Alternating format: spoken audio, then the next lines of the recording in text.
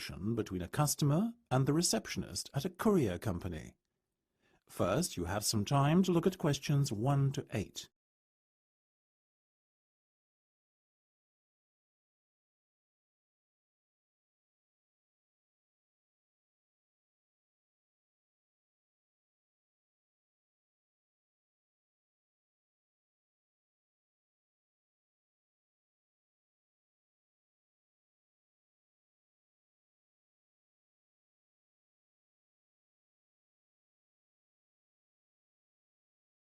Good afternoon, this is Rourke's Courier Service.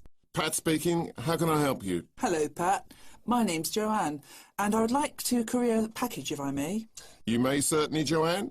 What's your surname, please? It's Jefferson with one F. That's Jefferson. Thank you, Joanne.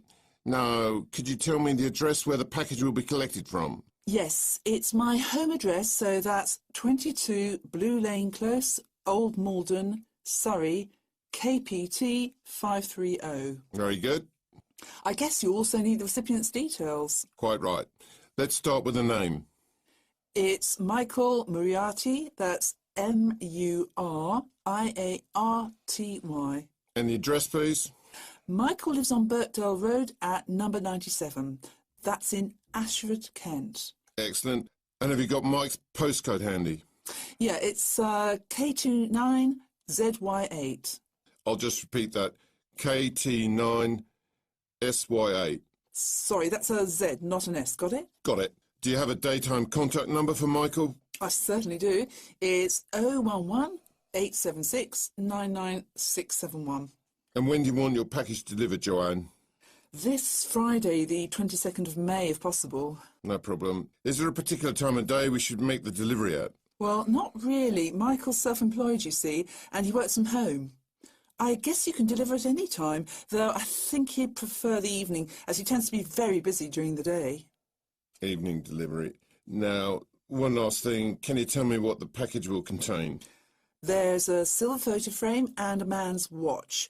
Together they're worth about £200. Super. And are you sending the package because birthday or something, is it? Actually, it's a gift for his wedding anniversary.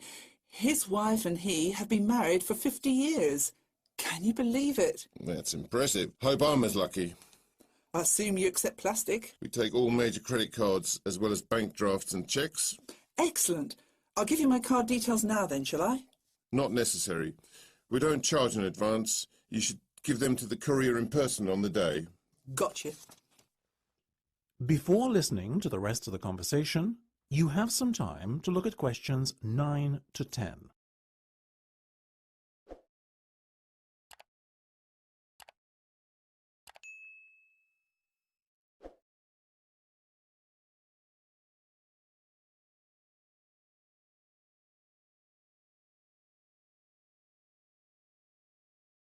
Now, delivery will cost you £50, but I can recommend something.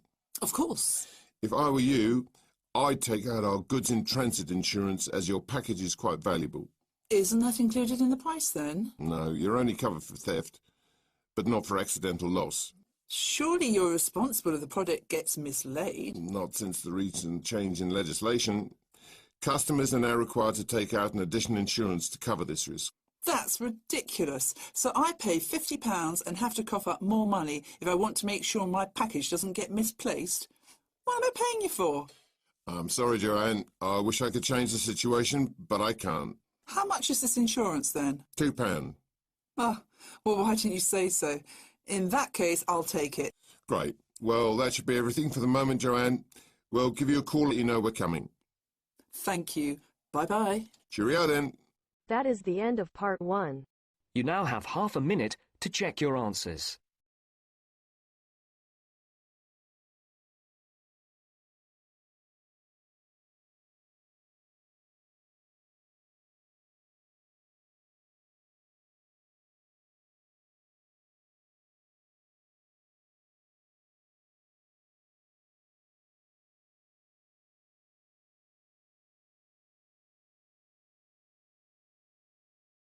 Now turns to part 2.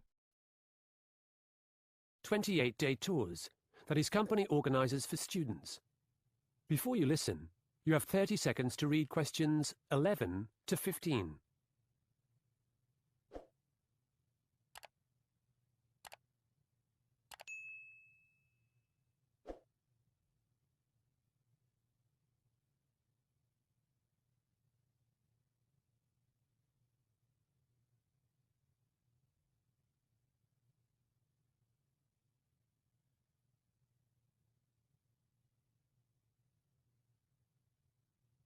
Welcome to Go16, the adventure tour company for high school students.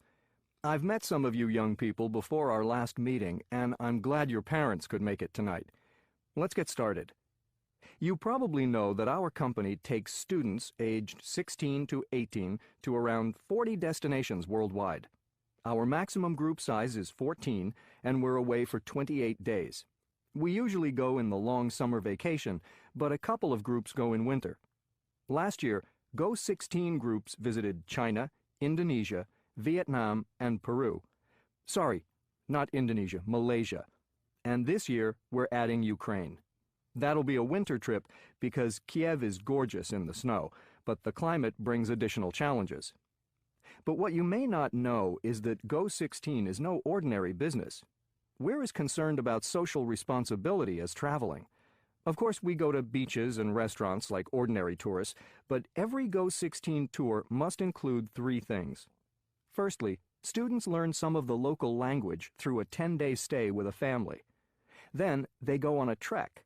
In Peru, we climb for 3 days in the mountains up to Machu Picchu. It's fantastic. Lastly, Go16 students volunteer for 2 weeks for a community organization. Before you listen to the rest of the talk, you have 30 seconds to read questions 16 to 20.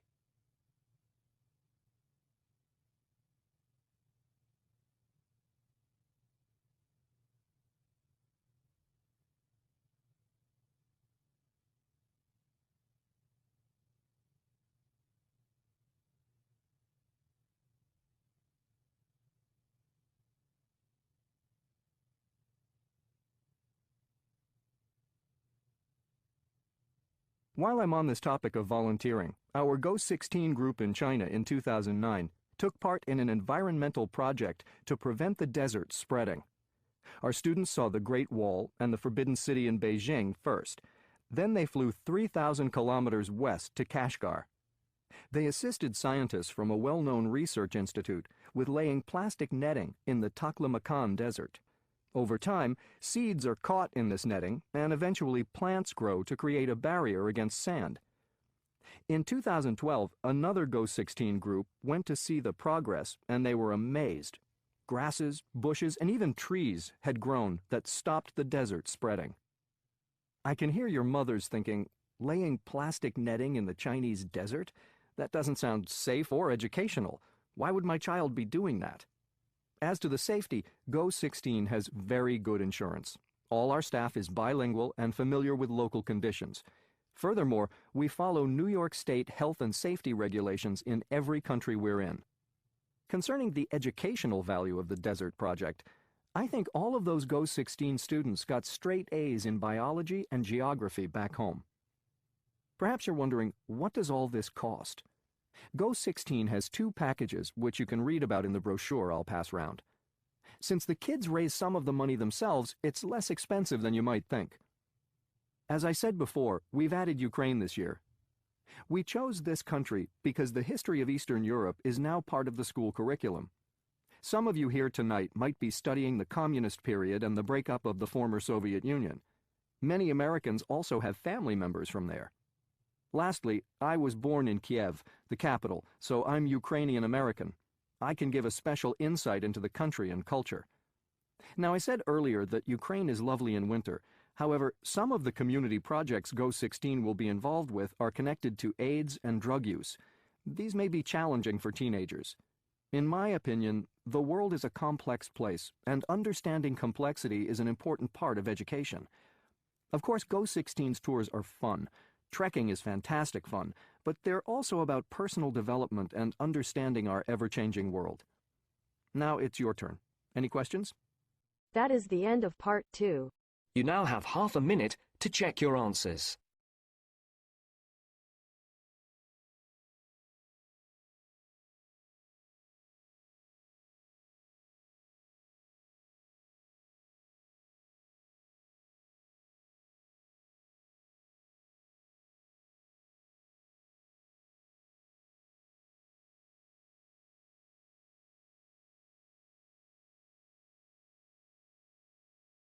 Now turns to part 3. Between a couple and a real estate agent.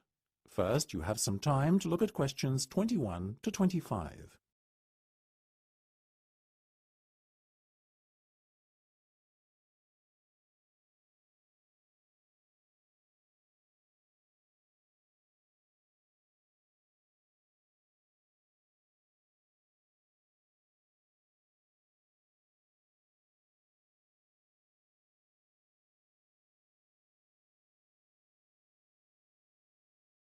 Now, this first property I'm going to show you will be ready for letting in about 2 weeks.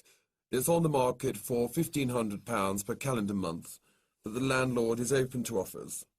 If after the viewing you think you might be interested, might I suggest that you make an offer, however, as a property like this won't stay on the market for very long? My first impressions are good, I have to say. I like the location. It seems to be a quiet residential area, and the proximity to the common is advantageous, as we like to go for walks together in the evening. What do you think, Becca? It does look rather impressive, Nick. Let's go inside, shall we? Now, as you can see, the front door opens into this lovely, spacious reception room where you can welcome guests. Let me lead you into the kitchen area, which is just through here. I know I've asked you this already, but I just want to make sure that the furniture stays, correct? Yes, everything you see here will remain on the property. The only things the landlord is taking with him are his television and DVD player. Why is he vacating such a lovely flat as this? He and his wife have just had their first child, and they felt it was time to look for somewhere more spacious, which can accommodate a family more comfortably. They've just purchased a 3-bed house in one of the city's suburbs, but they were eager to hold on to this property too, which is why they've decided to let it out. They now look at their old home as an investment proposition. Very sensible. The size of the kitchen is something I have a little bit of an issue with, though. After all, while there are plenty of counters and workspaces, there isn't a kitchen table or anywhere to eat.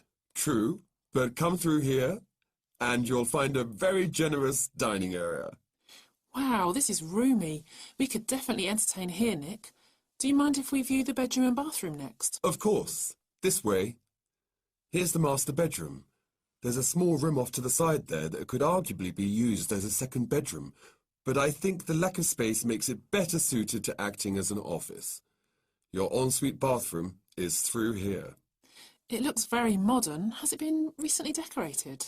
Better than that. In fact, the bathroom is completely new. It was only fitted last week. The house has also been given a professional clean, and all of the rooms were redecorated after the landlord moved out. Before you hear the rest of the discussion, you have some time to look at questions 26 to 30.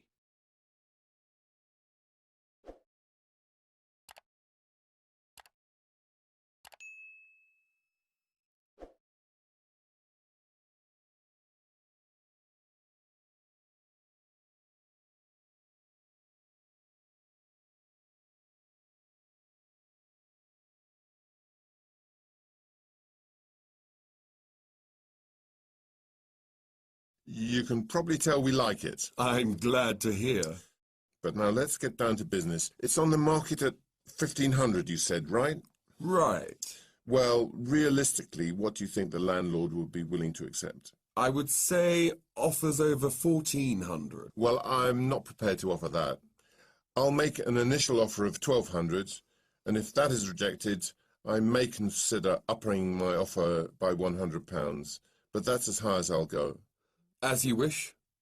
You are happy with an initial contract of 12 months, I presume? Yes, assuming there's a break clause after 6. That's no problem. The standard contract allows you to give 2 months' notice that you will vacate the flat from the 4th month onwards, effectively. You can vacate any time after the 6th month, provided you give the proper notice in advance. All sounds good. So, what happens next? I will put your offer to the landlord, and if he accepts it, you'll be asked to put down a holding deposit of £500 to take the property off the market.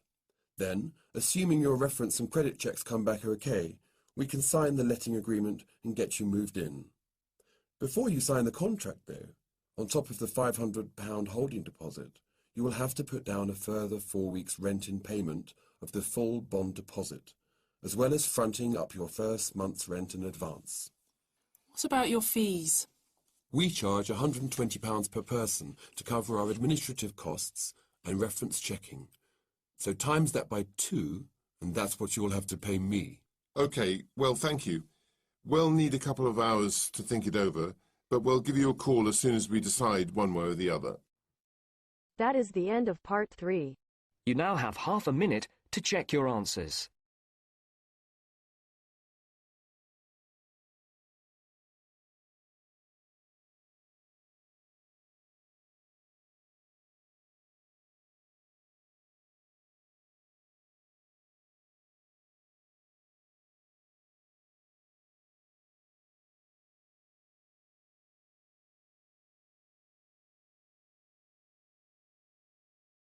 Now turns to part 4. Antarctica, called Macquarie Island. Before you listen, to read questions 31 to 40.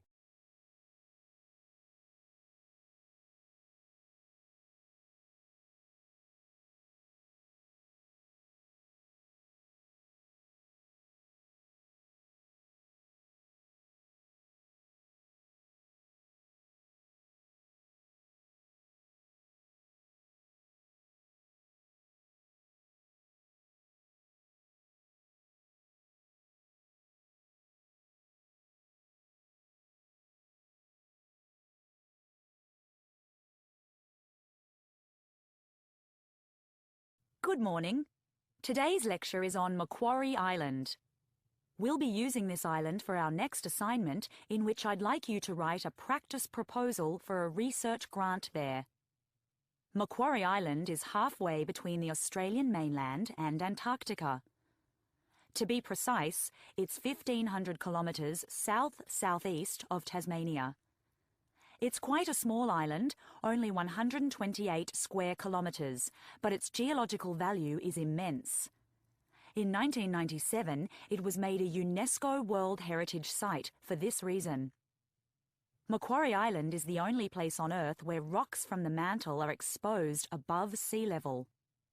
Macquarie Ridge, which the island is part of, is right between 2 tectonic plates, the Indo-Australian and the Pacific.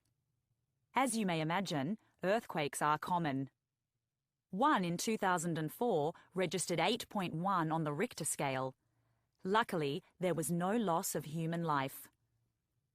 Discovered by Frederick Hasselborough in 1810, Macquarie Island was named after the Governor of New South Wales, a British colony which is now an Australian state.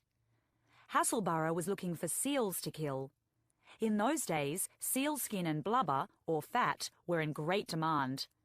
They were used around the world for clothing and heating. It was Hasselborough's lucky day when he found Macquarie Island, since there were possibly 1 million animals there. Hasselborough and his men slaughtered as many seals as possible, boiled down their blubber, and shipped it back to Australia. This industry continued for over a century. Both the seals and penguins were very nearly made extinct. After sealing ended, Macquarie Island became a nature reserve and a giant science lab. At present, there are no permanent inhabitants, and only 40 people, nearly all scientists, stay there temporarily. There's been an Antarctic base there since 1948. I think it's now called the Australian Antarctic Division.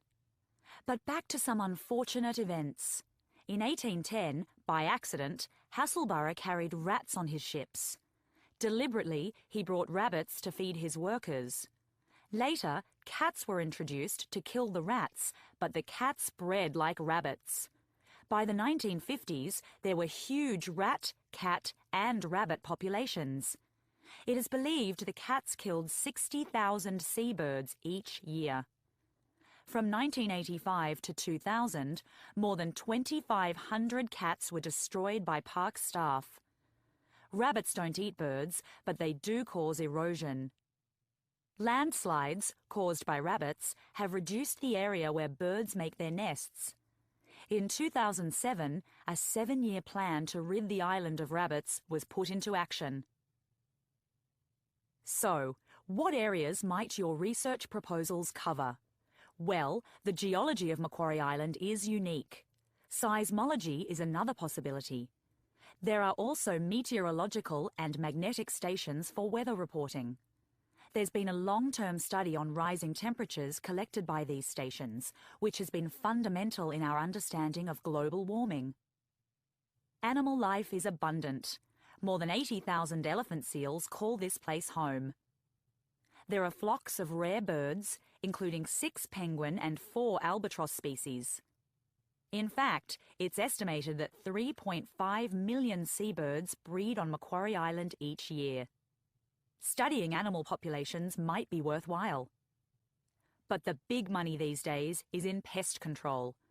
24 million Australian dollars, to be precise, are going towards this, so you'd have to be crazy not to get in on the act. What about the island's flora? Plants share an affinity with those of southern New Zealand rather than mainland Australia. Yet, due to the bitter wind, none grows more than a metre high, and woody plants are absent. If you're curious about mosses or bushes, then this could be the place for you. Anyway, whether you're into weather patterns, earthquakes, seals, birds, or strange plants, scientific research on Macquarie Island certainly sounds exciting. Research one specific area this week, and in tutorials next week, we'll look at how to write up a research proposal and what its budget might be. That is the end of part 4. You now have half a minute to check your answers.